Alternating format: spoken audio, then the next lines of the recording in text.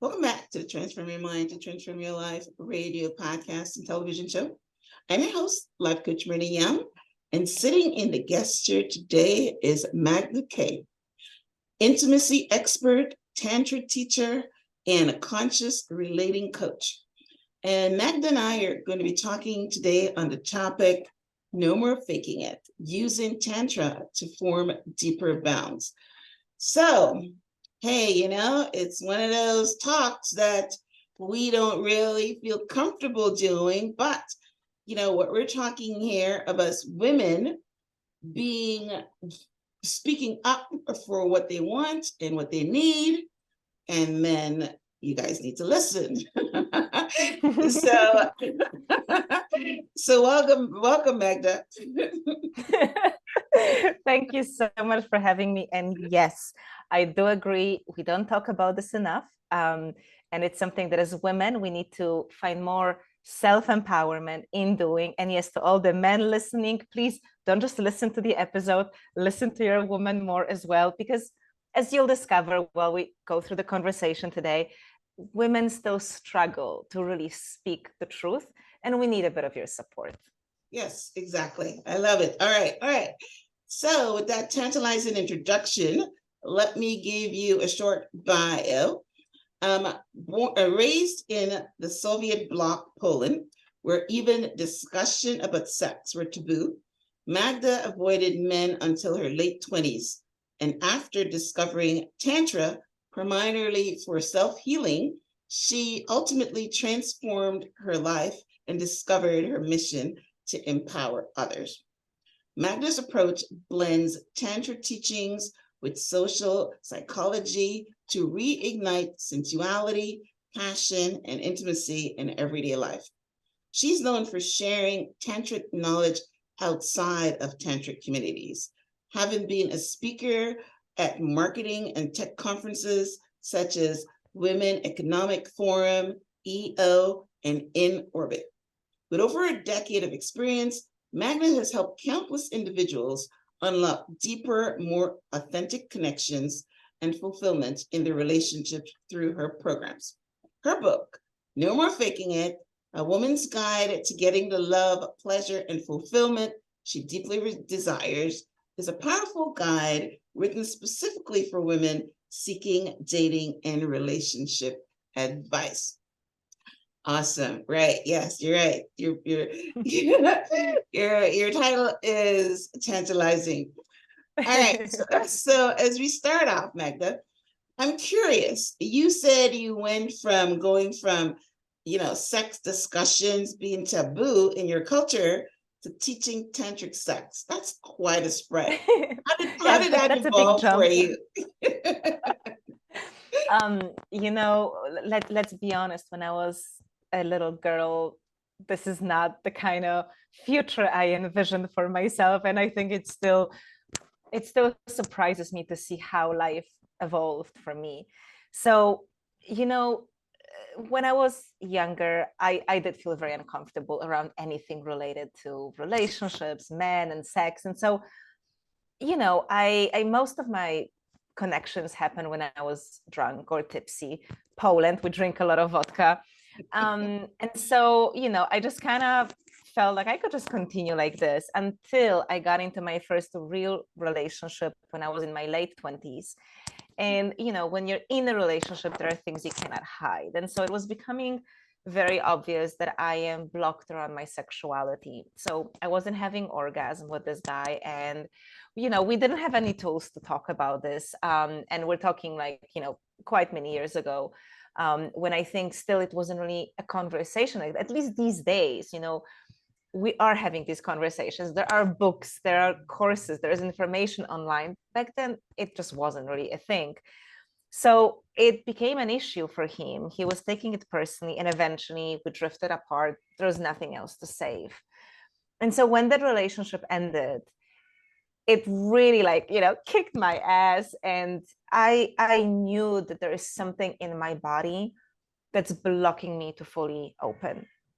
And this is really where I dove deep into healing, like alternative healing modalities and energy work. And a couple of healers actually asked me if there's any story of abuse, because they could sense that energy in my body. It's like, well, no, nothing really happened to me. I spoke to my mom. She said nothing happened to her. So I really was puzzled. But there is certain recognition in what they were saying. Like I felt it was true. I just didn't know what it was. And so back at that time, I had heard the word Tantra. Again, like I had no idea what what it was. I just remember thinking that Tantra sounds very sexy and mysterious. And if I ever train in Tantra, probably all men will want me. This was just my very limited, superficial you'll way be of very thinking. talented for sure. Yeah. So I thought it's all exactly about like some certain positions and strokes, etc. Oh goodness, right. I knew nothing. But I also heard about sexual tantra and sexual healing practices, and so I knew that this is what I wanted. And it wasn't available the way it is now, so I really wanted it. I was asking people, and finally I met one person who knew something, then another person who knew something else. And I ended up first moving to India into an ashram and studied Tantra yoga there. Then I ended up in this tantric, or really sex cult community in Thailand for next, I think like 5-6 years, something like that. And so I was going deeper into these practices. It was all for my own healing. In fact, through these different tantric techniques, I started releasing that energy of abuse. I started healing, and I could now understand what those healers saw in my body, those blockages. I was able to let them go, but it was all for me. And at that time, I was doing coaching, like life coaching on the side. And people were very curious about my own transformation. And they were just like, what are you doing? Tell me more, teach me. And at the same time, I was becoming really aware of how limited our knowledge around sexuality is. And notice, I don't even use the word sex. I say sexuality for a reason, because sexuality is so much bigger. It's a broad concept that our society really lacks. And so I was learning these incredible things. Like, for example, did you know that a woman can have 8 different types of an orgasm from genital stimulation? Like, we know the G-spot, but there are 3 other spots in the vagina that no one talks about. So I'm learning all of these crazy things, realizing that people just don't know it. And so how are we expecting to have good intimate life if we don't even have enough knowledge and information? It's like, trying to drive a car without knowing how to drive. It's like, what are you expecting to happen? And so this is how eventually it started impacting the work that I was doing with my clients. And, eventually this became the core of my work. And then here I am. Wow. Okay. So there's a lot of circle backs there. So the first thing I'm curious about, were you blocked? Was there some kind of childhood trauma that you were repressing? Were you blocked, or what was happening with you that you couldn't experience orgasm? So when it comes to trauma, and it's interesting in different languages. For example, I'm Polish. In Poland, if you say trauma, it's like huge. Trauma means you were traumatized, that you need to see a psychiatrist now, basically. But really, especially in English, the word trauma, or Italian, as far as I know, it's not such a big thing. So trauma can be small. And in fact, trauma is anything that your nervous system cannot deal with in the moment. Mm-hmm. This is trauma.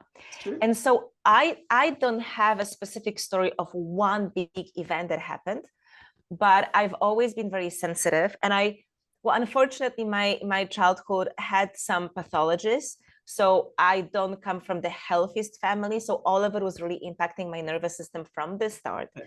Even when I was in my mom's womb, like there was a lot of shouting. So I was already very agitated and overly sensitive.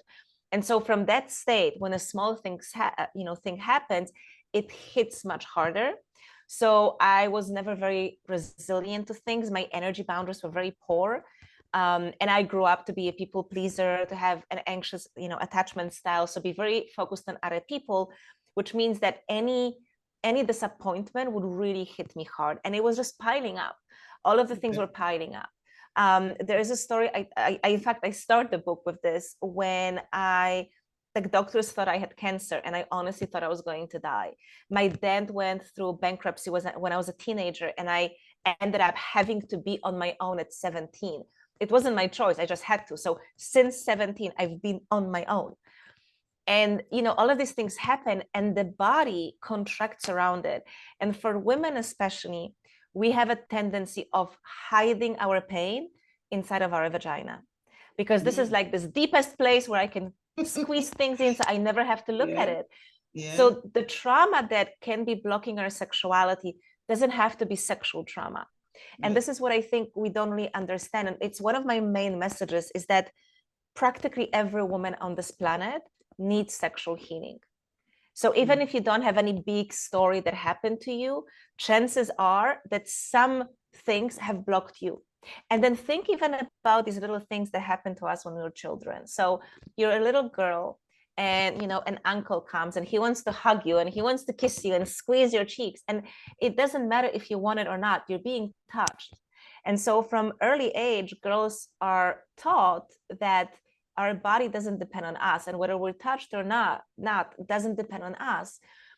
All the times when a man looks at you when you don't want to be looked at, all the time someone desires you when you don't desire them, that crosses our boundaries and that piles up, right? Creating numbness or physical pain in the body. So that's what was happening in my body. And just for one thing to be also clear, the way I look at healing isn't that you need healing or that you don't need healing. It's more of a scale. We all need healing, just sometimes more, sometimes less. It's a bit like, just because you took a shower this morning, it doesn't mean you'll never ever shower again.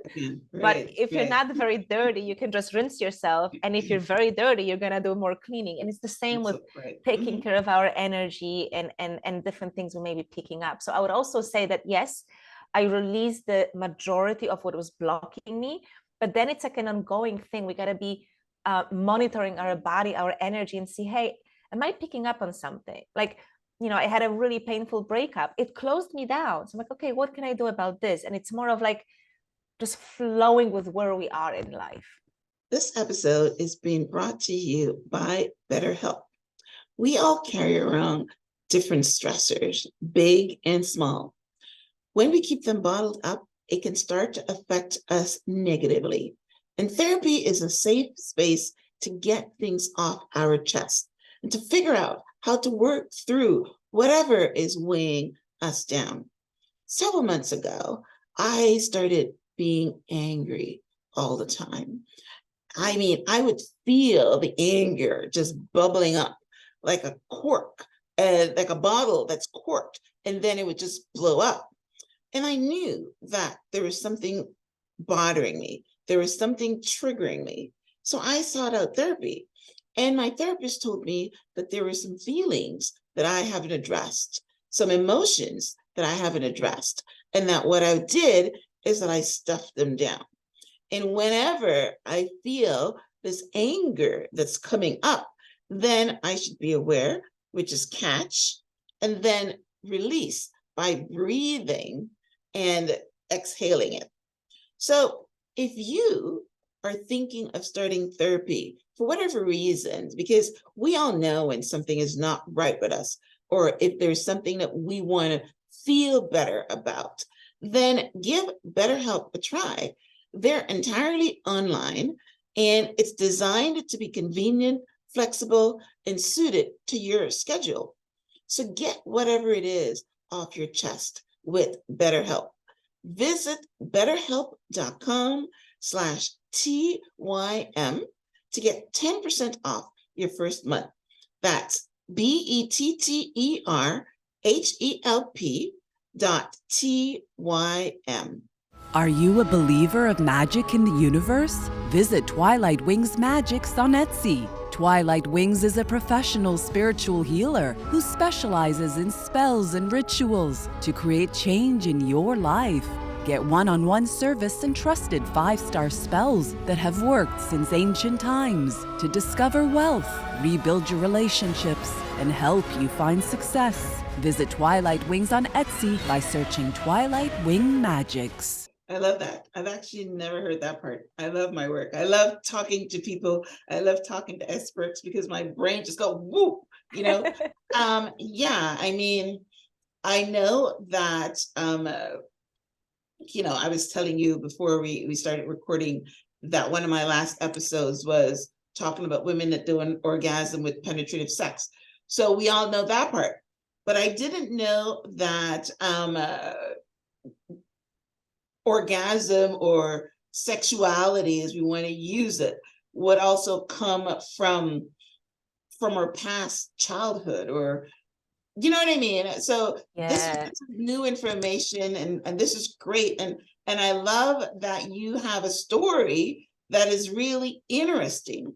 That I mean, normally women that say, hey, you know what, I did an orgasm, that's, I love it when you say no more faking it, because a lot of women, that's what they do, right? So, but the fact that you decided that it was not normal, not normal, but you didn't want to accept that and went deeper into it, but probably because this is your purpose and that's what God used to steer you in that direction. So that was really good, really, really good information for me and anyone that's listening. Now, the second thing that I want to circle back on is my association with Tantra and tantric sex, sexuality, energy, whatever you want it, is in the act where you prolong release so that it's more beautiful, but you're using it in a different way. So can you can you talk about that? Yes. You're laughing, I'm laughing because I think this is also what I thought. Like I told you at the beginning, my very limited understanding. I think especially when I first heard, like I was first interested in Tantra, I think I kind of mixed it with Kama Sutra. We're just like, oh, these mystical arts coming from India. And we also think that Kama Sutra is about positions, which is so not. Kama Sutra is a list of different arts. I don't want to, let me interrupt you for a second. While you were talking originally, I remembered that I have the book Kama Sutra. But you think any guy, because it's for the men, you think any guy that I've ever had has ever read that thing? It's a huge, big book, and it sits on my bookshelf.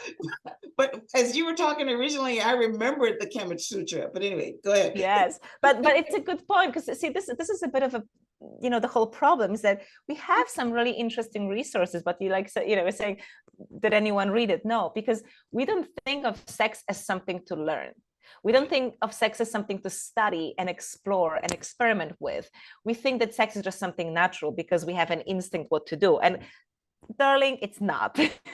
Like if you think your first time, guys, anyone listening, think the moment how you lost your virginity. Like if sex was all intuitive, that experience would have been magical. Probably it wasn't, because we just didn't know what to do. And then we learn it through experiences. But again, if all we ever have access to is really limited, then just by default, your sexual experiences will be limited by what you know.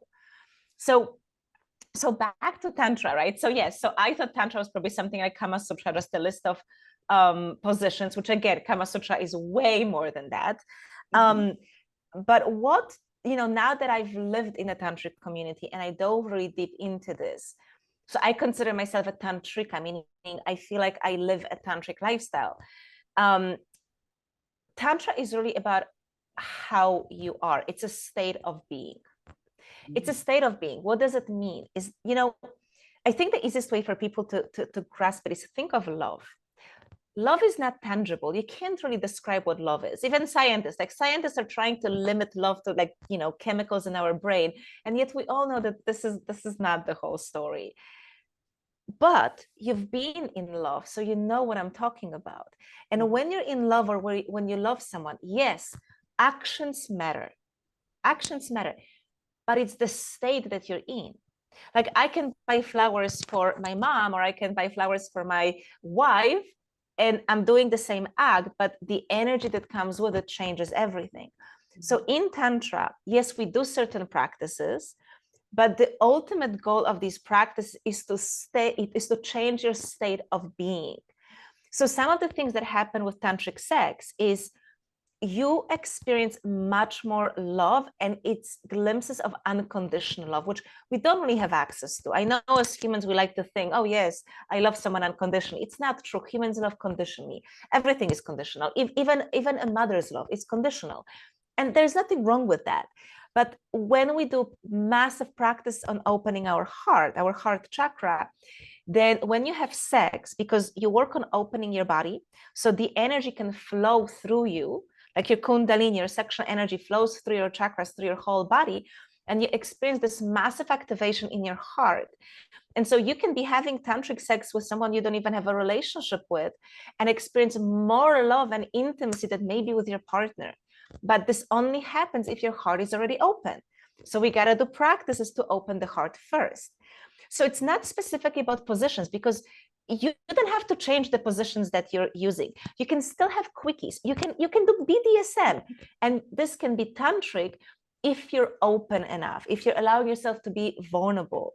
And so from that place, it's like it may feel like the motion hasn't really changed, and yet the experience is a whole different story, right? And again, compare it to when you're in love. Maybe you do the same things for the person you're in love with than you do it for your friend, and yet you know that that relationship is just so much different because of how you feel, because of your state. So being tantric means stepping into that state of more openness, more vulnerability, more honesty, more transparency. So that's really what Tantra is for. Okay, I love it. So thank you for that. And it's the first time I've heard that explanation. Of course, I didn't study it or live in it or anything like that. We just pick up something from the internet. All right. So, but I'm a meditator, and I meditate on my chakras, and I open up my heart chakra.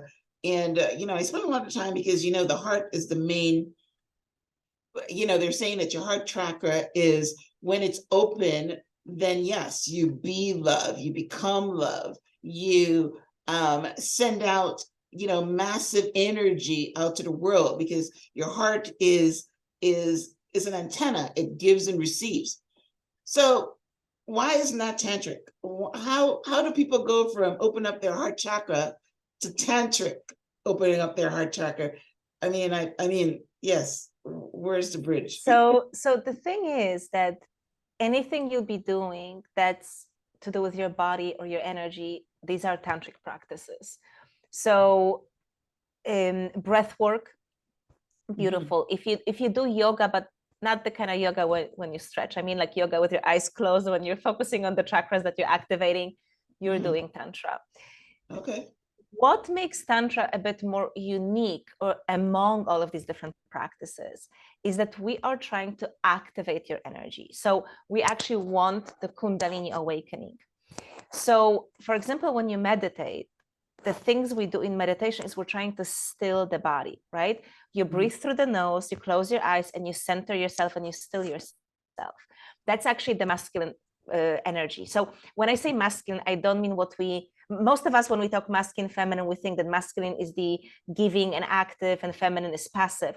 But when I step on the higher level, masculine is the consciousness, which is pure consciousness, pure stillness. And the feminine energy, the Shakti, this is the active element. This is the energy. So in Tantra, we work with energy. We don't want to be in that still centered position. We want to activate the energy. But we don't just want to go into the energy and let it take over. So we do need to harness the power of stillness as well, because that's the container for the energy. So I'm working on, like, for example, meditation.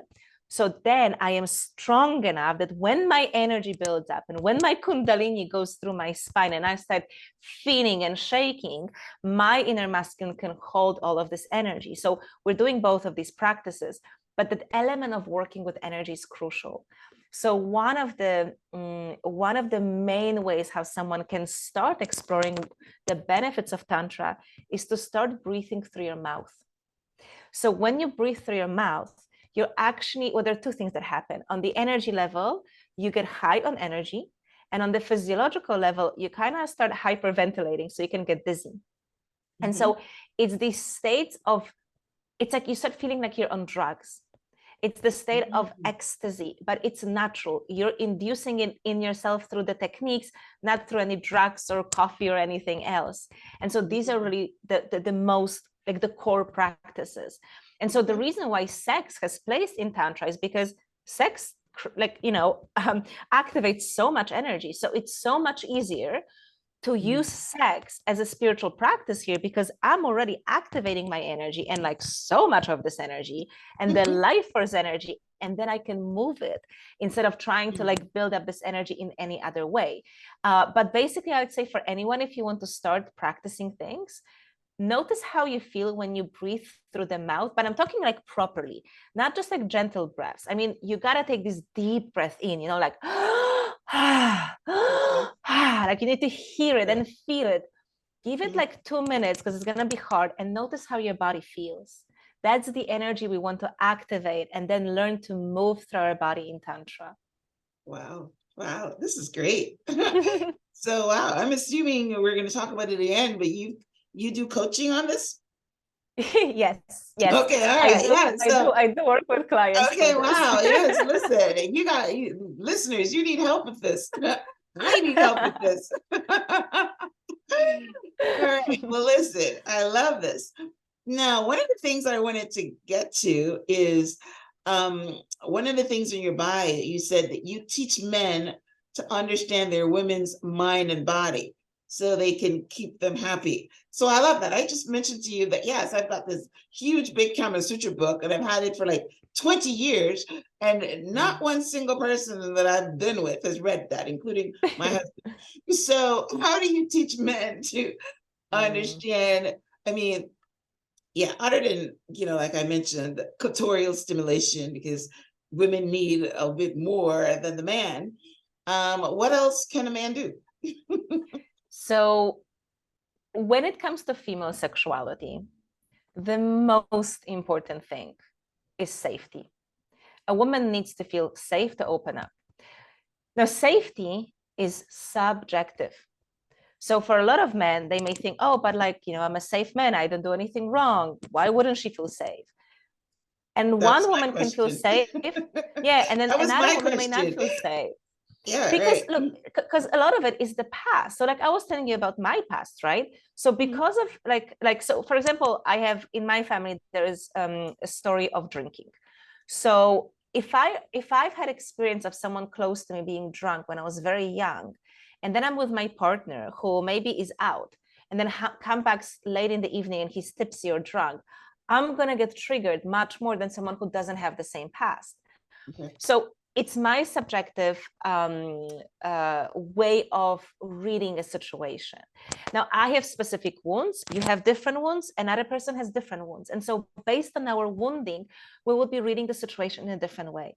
So men have to understand that the most important thing for women is to feel safe, okay?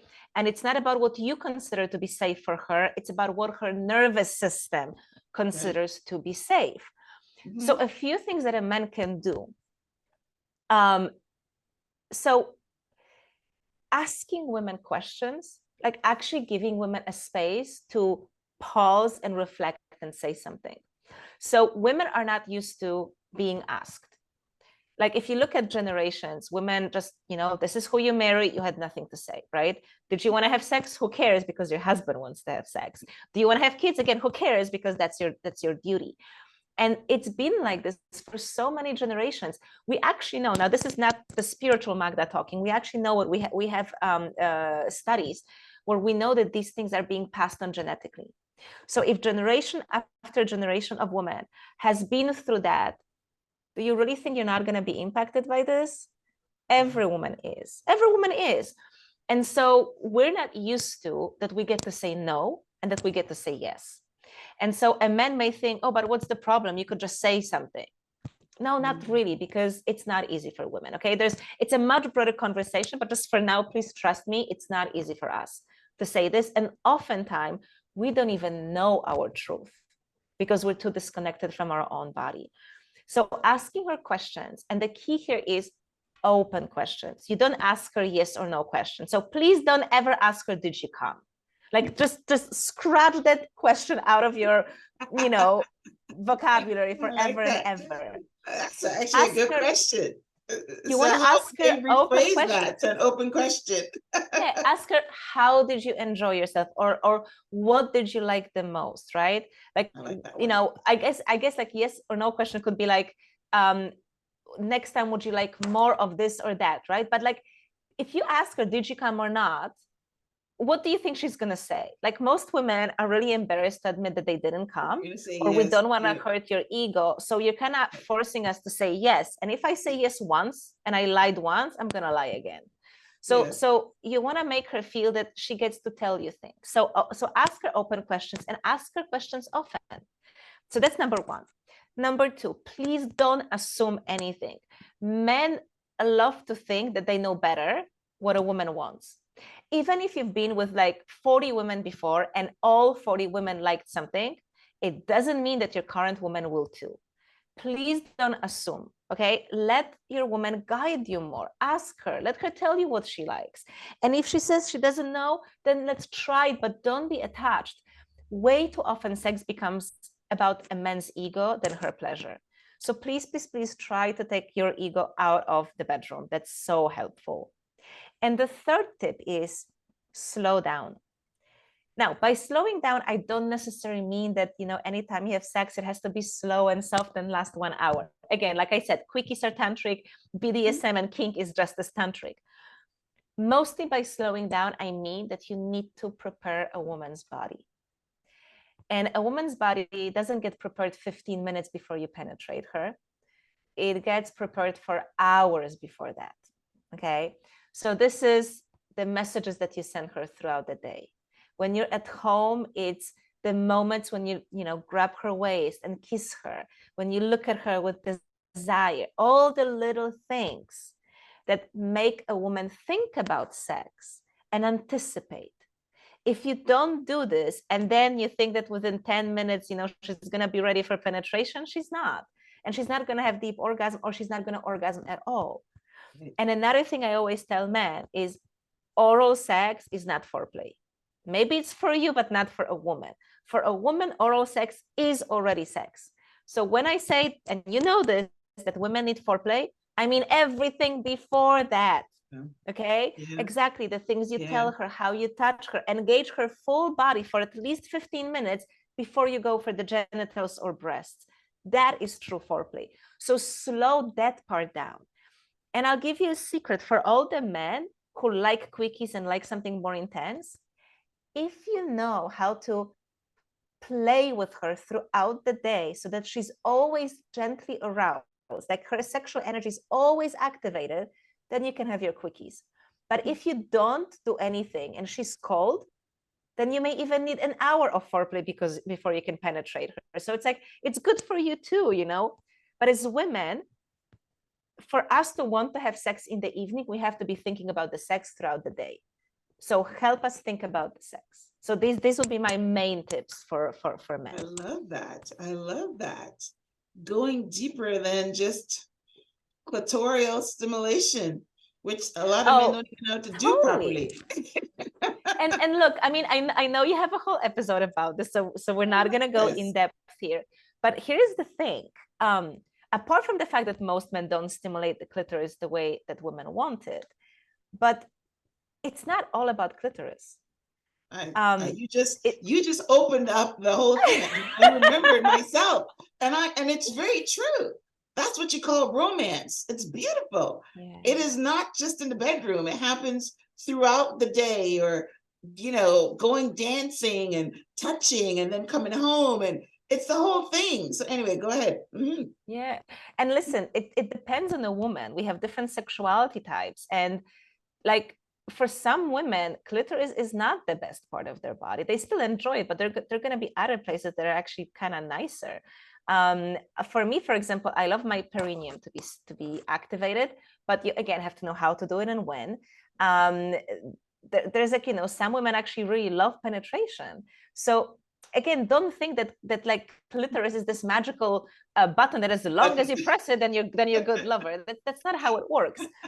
Remember, a woman can have an orgasm and still have bad sex, because it's not about that. It's about that level, like you said, connection and intimacy. So focus on that, because Yes. that's essential. Yes, yes, yes. That is so true. That is so true. And I know that is definitely me. Oh, I love the question. I love the answer too. All right. So there's another question I had here for you that I'm curious about. How can couples increase their polarity? Again, let me tell you what I think of a polarity. Right. So right now, my husband works out of town, so we are not really together during the week. We're on the weekend. And that has made our level of intimacy great because we miss each other. And I've been hearing, little snippets on the internet. I mean, Gwyneth Paltrow talking about how she is living in a different house from her husband because of this polarity thing. So that's what I think of polarity, but I'm thinking that you're going to use it in a different way. So, well, no, actually, I love what you're saying. I love what you're saying, and I didn't know this about Gwyneth Paltrow, but yeah, absolutely, it's one of the ways. In my ideal scenario, I would live in a house. I would have a lot of money in my ideal scenario, and I would have this massive house where my partner has his own room. I have my own room, and then we have a common bedroom. So that's like 3 bedrooms. So I get it. It's not very available, but I think it's great. I think it's great. I think just like we talk about man caves, well, as a woman, I want my cave. I want my place. So absolutely. So what you're saying is really good. And this is a great strategy to keep polarity. So basically, you can think of it this way. There are 2 forces necessary for an intimate relationship. One force is closeness and familiarity, or in fact, familiarity is a type of closeness, right? Like we're close through knowing each other, through having similar hobbies or values, etc. And that creates love. We need love. Now, sexual desire needs distance. So it needs the exact opposite. And so for a relationship to work, we got to play with these 2 opposites. So you can think of it a little bit like a scale. Okay, do we need to come closer together because maybe we're losing love and intimacy? Or do we need to come a bit more apart because we've become more like housemates than lovers? And so you want to look at it as like a living organism. And it's the same when I talked about with healing. We never, ever want to assume, okay, we got it, and let's just keep things like this, because that's not how life works. We always have to be monitoring our relationship, like be checking in with our partner, with ourselves, how we're feeling, do we want to adjust anything?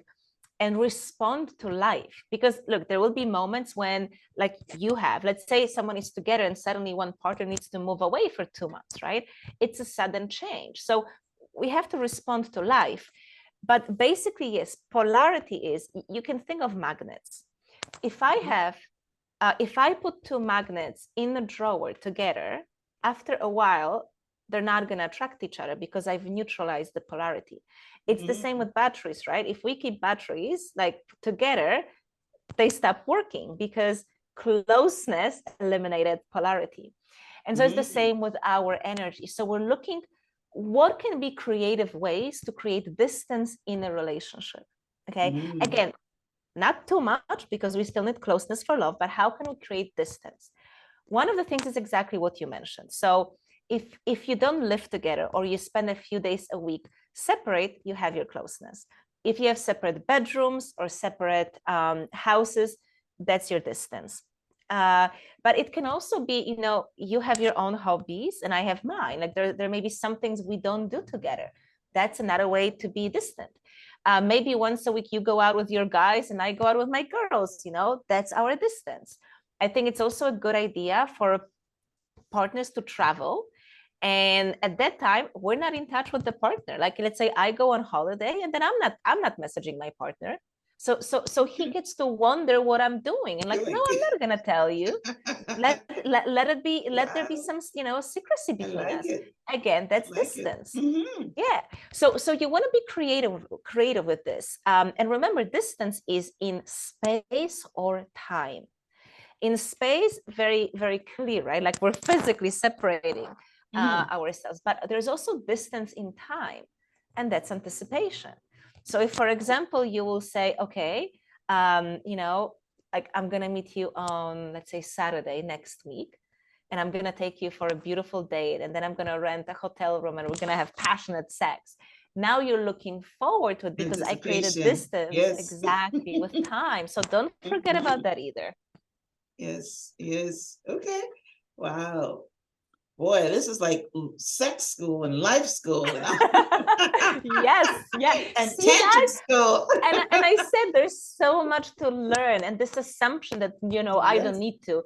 It's like, guys, and like, if you're enjoying this conversation, again, there's so much more. Like it's such a beautiful area of human life to explore. Yeah. I love it. I love it. Yes, I'm like very interested. I'm definitely going to get your book and also try to find out some more information. All right, so let's talk about your book now. You had mentioned to me before we started the recording that it's not all just about sex. Your book is called, it's called No More Faking, A Woman's Guide to Getting the Love, Pleasure, and Fulfillment She Deeply Desires. So tell us what your book is about, why you wrote it, and what do you want women to walk away with after reading? So yes, the title is a bit cheeky. And the title, why did I choose this title? Because I think when a woman sees the title, we all have a reaction because we've all been there. We've all done this. Yeah. Yeah. And the point is that if we're honest with ourselves, there are other places in life where we fake it. Like if a woman fakes orgasm, that means she's faking it somewhere else too. And that's kind of, I think this is a bit of a story of being a woman. You just smile, pretend everything is fine when things are not fine, right? I don't know, like if you've ever been in this situation, but I know I have, and I've seen this with so many other people, when, let's say, a man does something, or a man cheats, or, like a man maybe is leaving a family, or he did something horrible, but then a woman is like, no, I'm gonna protect his, image and pretend like everything is fine.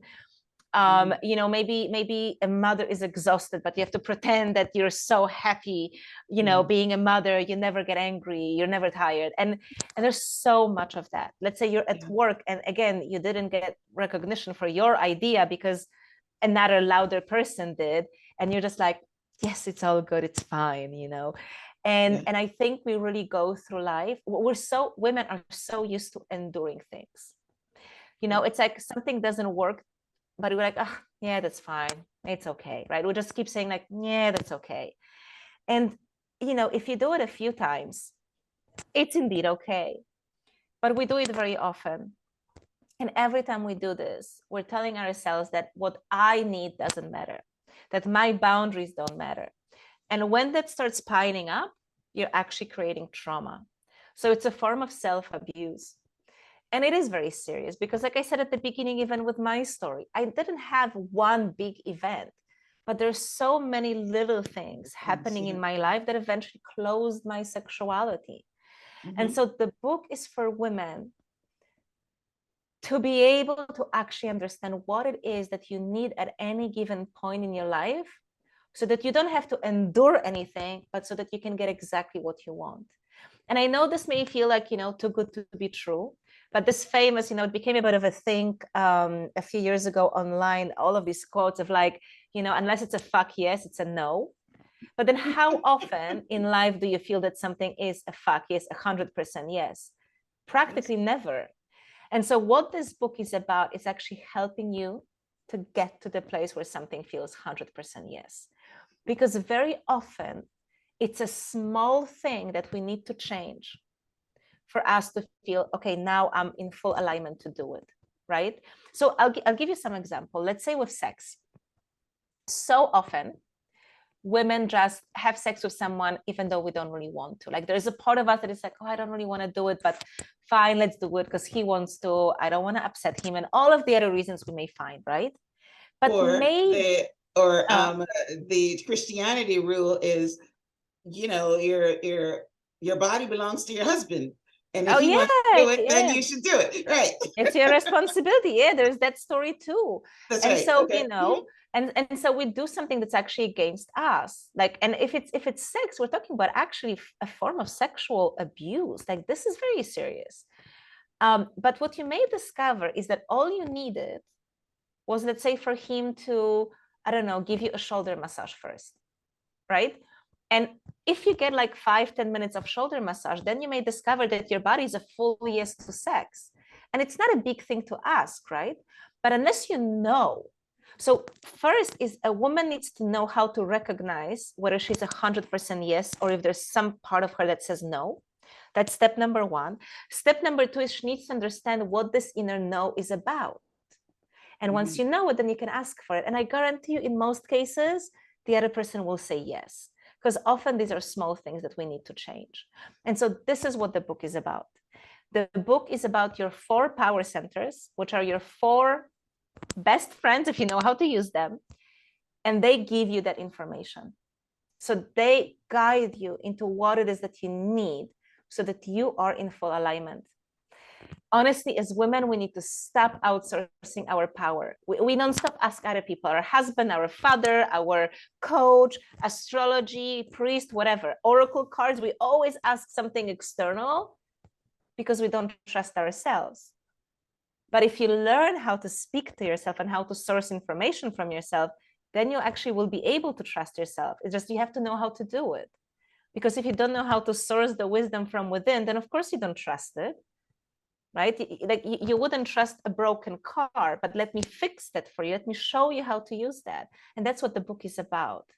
So all of it essentially is about, like, this is for me true empowerment. And when a woman masters that, you'll see that your sex life changes immediately. Because you will no longer end up in situations when you're just like, yeah, let's just go with it. No. Like, you need to be getting exactly what you want. Your needs and boundaries need to be honored in the bedroom. Unless that happens, you're never going to become orgasmic or multi-orgasmic. It's not about what he does to your clitoris or what position you guys are using. Unless you, remember, feel safe, right? And for that, you cannot be abusing yourself.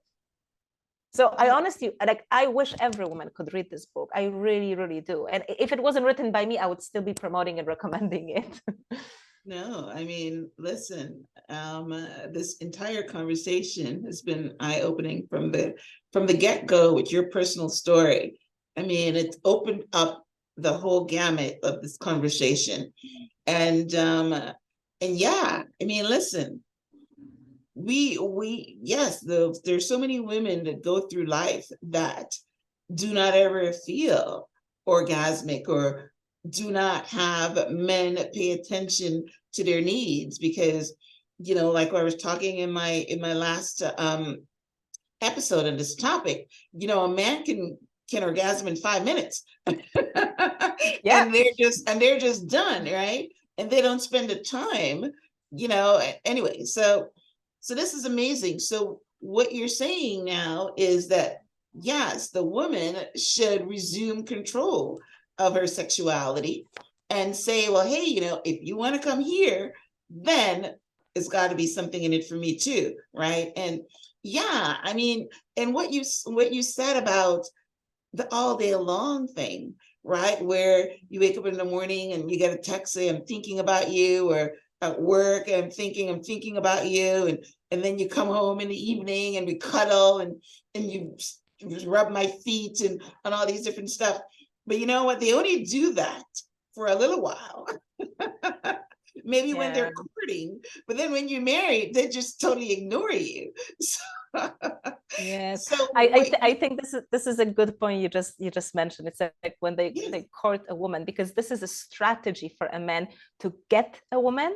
Yes. Like, a lot of men are great at getting a woman, but they're really bad at keeping a woman. Yes. So men change it. It's not about getting her, it's about keeping her. Keeping her, right. So yeah, I mean, as you were talking, I remembered that and how beautiful it was for that romance and that you know, whatever that. So now what you're saying is we need to ask for it, right? And your book is teaching us how to do it. I love it. I love it. Thank Yes, you. yes, I need to learn too, you know, so that's amazing. So tell our listeners how they can connect with you. I'm assuming your book is on Amazon. If you have a website, your social media handles, that kind of thing. Yes, so you guys, you just feel free to Google Magda Kay, Magdakay, and anything you're going to find is going to be about me or a DJ. There's 2 people online with this name. I am not a DJ, so anything else is going to be about me. But you can visit my website, magdakay.com, to read more about the services that I offer if you're curious and interested. I love connecting with people on YouTube. Again, it's Magda Kay. And on Instagram, it's Magda Kay Official. So these are the main channels where I post information. And about the book, No More Faking It. So yes, it's on Amazon. Not only, it's also available in quite a lot of other online stores. But we do have the physical book through Amazon and the audio version through Amazon as well. And because we are, I'm gonna get that audiobook. That's why I listen to books now. But Yes. because I am celebrating 1-year anniversary of the book, actually right now we are still running a special promo, and you can get the Kindle version for just $1. So it's $1 for 1 year. So if you guys if you would like to read it now, and you're okay with the digital version, then just $1 and it's yours. Wow. Listen, did you hear that, guys? This kind of, resource for $1. And even if you miss the June special, then and you're listening to this podcast, because this is an evergreen podcast, you're listening to this podcast, maybe a couple months out, this is some really good information. Take back your sexuality, take back your power, understand how to move your energy, understand how to get into the tantric space and to open up your heart chakra, and because it not only does well for you in the bedroom, but I have been working with my heart chakra and my energy bodies because it opens up all areas in life. We're all energetic beings, and when you learn to work with your energy, then you manifest things come to you a whole bit. So yes, this is a powerful resource, and I'm gonna listen to the Kindle version. I mean the audio version, and then you're the audio version girl. Yeah. Yes, you pick up a hard copy too, because I have a library and good books like my Kama Sutra book. It's in that library. Oh yeah, just put it right next to it. Exactly. Wow, this has been highly entertaining and educational, Magda. Thank you so much for being on the show. Thank you so much for sharing your knowledge. And like you said, you soaked in it. You know it very well. Like you live in the community, so you know your work very well. So I love it. So thank you guys for tuning in to this week's episode. If you're listening to this on iTunes, would love for you to subscribe and post a review, whether you want to talk about this conversation or any of the other guests that I've had on the show. If you're watching on YouTube, we'd love for you to, come on, give us a comment. Yes. And get into this conversation. I'm going to have a transcript of my conversation with Magda on the show page, which is myhelps.us, with links to her book and her website and her social media handles, so you can follow and get some more information. Magda, as we wrap up, any last words? Well, thank you so much, first of all, for having me.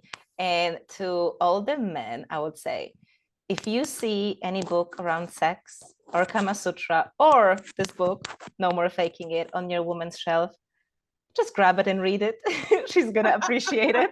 And for all the women, honestly, try those books too. I think, you know what?